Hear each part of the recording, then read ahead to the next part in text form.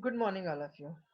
I am Archana Goel, Assistant Professor at Department of Computer Science Engineering, Aryabhat College of Engineering Research Center, Ajmer. My today's video is on Introduction to C Programming. What is C programming?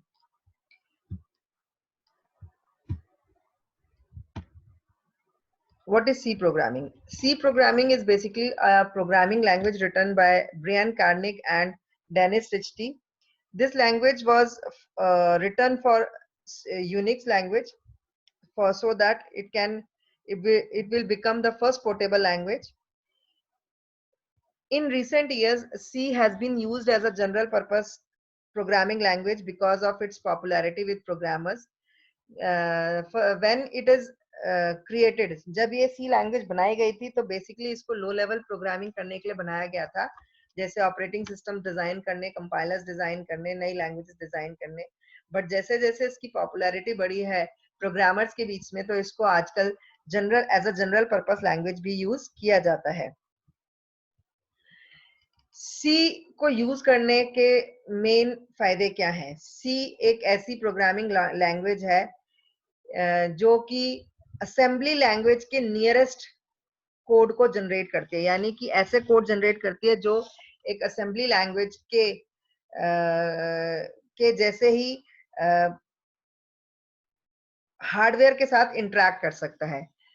सी कहाँ कहाँ use होती है कि क्या क्या software बनाने के लिए यूज की जाती है, इसका एक छोटा सा डिस्प्ले है कि C is use for creating operating systems, language compilers, assemblers, text editors, print spoolers, network drivers, programs, databases, language interpreters, and many utility softwares. History of C. C was developed in 1972 by Dennis Ritchie at Bell Laboratories. Dennis Ritchie ने ये सी language बनाई थी 1978 में. उन्होंने इसको एक paper में publish किया था और इसको नाम दिया था द सी प्रोग्रामिंग लैंग्वेज. इस प्रोग्रामिंग लैंग्वेज ने कंप्यूटिंग वर्ल्ड के अंदर एक रिवॉल्यूशन सा ला दिया और ये लैंग्वेज तब से लेकर आज तक उतनी ही पॉपुलर है. This language is also known as mother of all other programming languages because it is the basis of all other programming languages.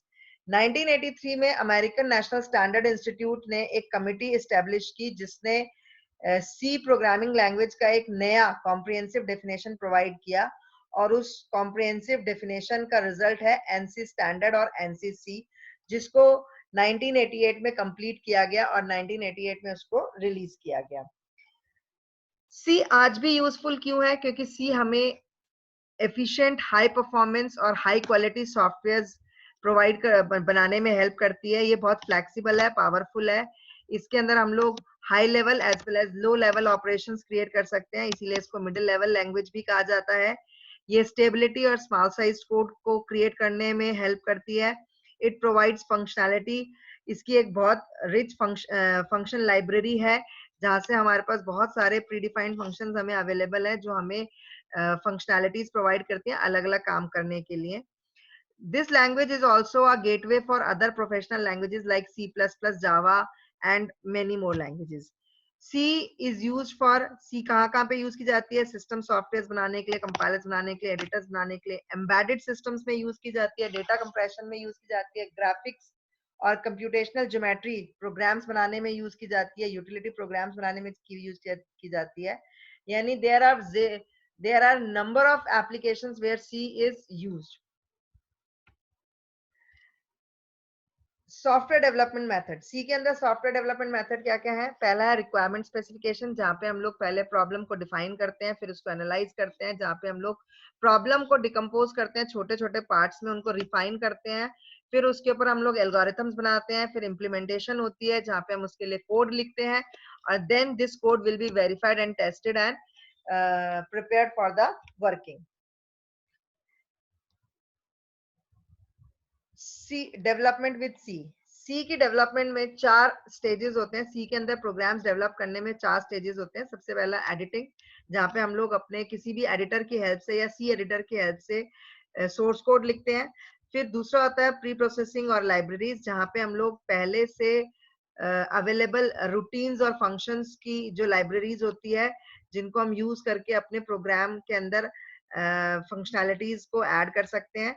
Then this source code is compiled or translated into the object code for a specific platform. उसके बाद linking होती है, जो हमको हमारे programme को external references के साथ या हमारी लाइब्रेरीज के साथ उसको लिंक करता है और फिर हमारे प्रोग्राम को एग्जीक्यूट कराता है.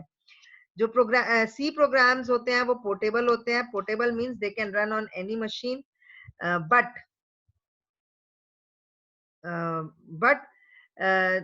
if we don't have the source code, we don't only have the object code. अगर हमारे पास सिर्फ ऑब्जेक्ट कोड है, उसका कंपाइल्ड कोड है, तो हम उसको हर मशीन पर रन नहीं कर सकते. उसके लिए हमें उसके सोर्स कोड की रिक्वायरमेंट होती है. What is a programming language? As we know, programming languages are those languages which are understandable by computers and in which we can, जिसमें हम लोग प्रोग्राम्स बना सकते हैं. प्रोग्राम्स बना के कंप्यूटर को कमांड कर सकते हैं कोई काम करने के लिए. इसके अलावा उनके अंदर इन प्रोग्राम्स को हमें फिर ट्रांसलेट करना पड़ता है और ये ट्रांसलेशन के बाद फिर मशीन लैंग्वेज में कन्वर्ट करते हैं. मशीन लैंग्वेज क्या होती है? मशीन लैंग्वेज कंप्यूटर्स के लिए एक नेचुरल लैंग्वेज होती है, जिसको कंप्यूटर्स डायरेक्टली अंडरस्टैंड करते हैं, जिसके लिए उनको किसी ट्रांसलेटर की जरूरत नहीं होती है. मशीन लैंग्वेज वंस और जीरोस से बनी होती है. यहाँ पे हम लोग हर एलिमेंट्री ऑपरेशन को करने के लिए कंप्यूटर को जीरोस और वंस में इंस्ट्रक्ट करते हैं और एक बार में ये एक ही इंस्ट्रक्शन पे काम करता है. और मशीन लैंग्वेज होती है वो मशीन डिपेंडेंट होती है, यानी हर मशीन के लिए उसकी अपनी अलग मशीन लैंग्वेज होगी. दूसरा हमारा होता है assembly language. Assembly language machine language से हायर लेवल पर होती है, यानी कि ये डायरेक्टली मशीन्स के थ्रू अंडरस्टैंड नहीं की जाती है. इसके लिए हमें ट्रांसलेटर की जरूरत पड़ती है, जिसको हम असेंबलर्स कहते हैं, जिनका काम होता है असेंबली लैंग्वेज को मशीन लैंग्वेज में कन्वर्ट करना. यहाँ पर हम इंग्लिश लाइक एब्रिविएशंस यूज करते हैं, जिनको कि हम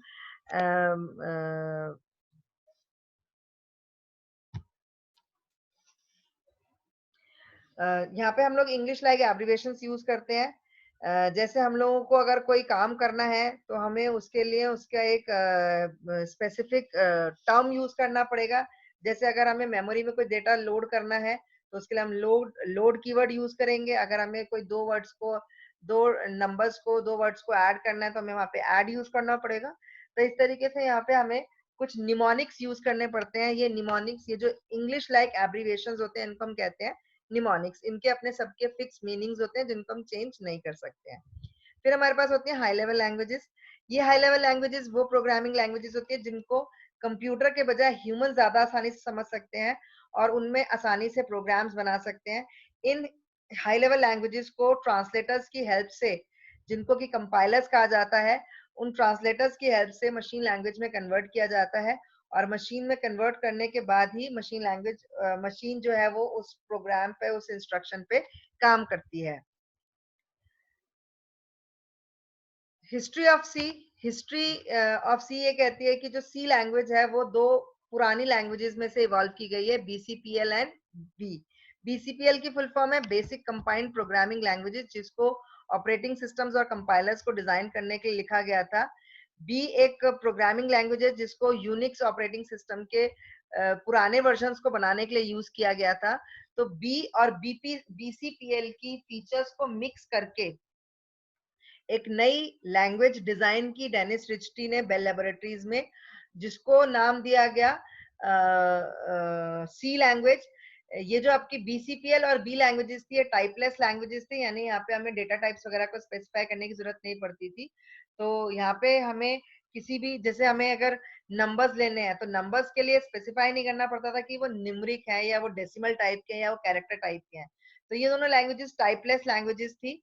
तो इन दोनों लैंग्वेजेस को यूज करके डेनिस रिचटी ने बेल लेबोरेटरीज में सी लैंग्वेज का डेवलपमेंट किया. ये लैंग्वेज हार्डवेयर इंडिपेंडेंट है, यानी कि किसी भी तरह के हार्डवेयर पे हम इसको चला सकते हैं. पोर्टेबल है to most of the computers. Dialects of C, इसके टाइप्स ऑफ सी कौन कौन से? एक तो कॉमन सी जो हम यूज करते हैं, जिसको हम टर्बो सी कहते हैं, और दूसरा है एनसीसी, जो कि American standard national standard institute की बनाई गई है, जो कि सी लैंग्वेज से ही ओरिजिनेटेड है। ये लैंग्वेज केस सेंसिटिव है, यानी कि यहाँ पे अगर हम कोई भी इंस्ट्रक्शन अपर केस में नहीं दे सकते हैं, सारी इंस्ट्रक्शंस हम लोअर केस में देते हैं। ये अपर केस में और लोअर केस में, यानी कैपिटल लेटर्स और स्मॉल लेटर्स में डिफरेंशिएट करता है। सी के दो पार्ट्स होते हैं जब हम उसको लर्न करते हैं। लर्न, एक पहला लर्न सी इटसेल्फ, दूसरा सी की जो हमारी एग्जिस्टिंग लाइब्रेरीज हैं, स्टैंडर्ड लाइब्रेरीज हैं, उसके फंक्शंस का एडवांटेज लेना। यानी जितना ज्यादा हमें उन फंक्शंस के बारे में जितना ज्यादा हम उनको लर्न करेंगे, जितना ज्यादा हम उनको यूज करेंगे, हमें पता लगेगा कि सी कितनी रिच लैंग्वेज है। सी लैंग्वेज जो है वो री इन्वेंटिंग द व्हील, मतलब एक पहिए का दोबारा आविष्कार करने जैसी चीजों को अवॉइड करता है। साथ ही साथ हमें सॉफ्टवेयर रीयूजेबिलिटी भी प्रोवाइड करता है। बेसिक्स ऑफ सी, सी के अंदर 3 पार्ट होते हैं। एक उसका एनवायरनमेंट होता है, एक लैंग्वेज होता है, सी की स्टैंडर्ड लाइब्रेरी होती है। जब हम किसी भी सी प्रोग्राम को डेवलप करते हैं तो उसमें 6 फेजेस होते हैं। सबसे पहले हम उसको एडिट करते हैं, यानी कि हम प्रोग्राम लिखते हैं, फिर प्री प्रोसेसर इंक्लूड करते हैं, फिर कंपाइल करते हैं, फिर लिंक करते हैं, फिर लोड करते हैं, और फाइनली हम उसको एग्जीक्यूट करते हैं। तो these are the various phases of C environment.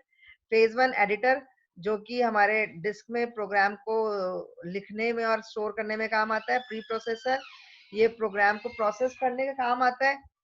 Compiler हमारे ऑब्जेक्ट कोड को डिजाइन कन्वर्ट, प्रोग्राम कोड को ऑब्जेक्ट कोड में कन्वर्ट करता है। लिंकर आपकी प्री डिफाइंड लाइब्रेरीज और फंक्शंस को ऑब्जेक्ट कोड के साथ लिंक करता है। फेज 5 लोडर होता है, जिसका काम होता है प्रोग्राम को मेमोरी के अंदर लोड करना। और छठा फेज होता है जो कि सीपीयू परफॉर्म करता है, that is the execution of the program. जो भी आपने उस प्रोग्राम के अंदर इंस्ट्रक्शंस लिखी है उनको एग्जीक्यूट करना, उनके वेरिएबल्स को, वैल्यूज, डेटा वैल्यूज को मेमोरी में स्टोर करना, और उसके बेसिस पे हमें कुछ आउटपुट प्रोवाइड करना। This is a simple C program जिसमें हमने सिर्फ एक मैसेज प्रिंट कराया, हेलो वर्ल्ड।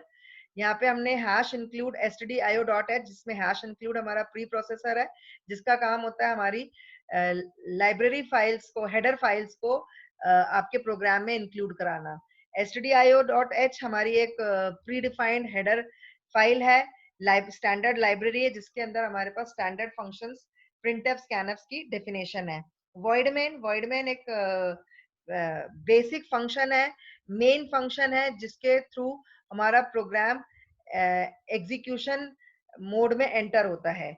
और फिर इसके बाद है प्रिंटफ, जिसका काम है आपके जो भी आपने मैसेज, जो भी आपने आउटपुट दिया है, उस आउटपुट को स्क्रीन पर डिस्प्ले कराना, यानी यूजर को व्यू कराना। तो ये मैंने आपको ये प्रोग्राम अभी पूरा समझाया कि सी लाइन 1 में क्या था, लाइन 2 में क्या था, और लाइन 3 में क्या था। ठीक है, इसके बाद ये हमारा लाइन 5 क्लोजिंग ब्रैकेट है। ओपनिंग ब्रैकेट और क्लोजिंग ब्रैकेट्स होते हैं। ये जो लाइन 2 में और लाइन 5 में हमारे क्लोजिंग और ओपनिंग ब्रैकेट्स होते हैं, इनका काम होता है आप ये बताते हैं कि यहाँ से प्रोग्राम की डेफिनेशन शुरू हुई है, और यहाँ पर जो क्लोजिंग ब्रैकेट्स होते हैं वो डिफाइन करते हैं कि यहाँ पे हमारा प्रोग्राम जो है वो एंड हो गया है। तो this is all for today, thank you.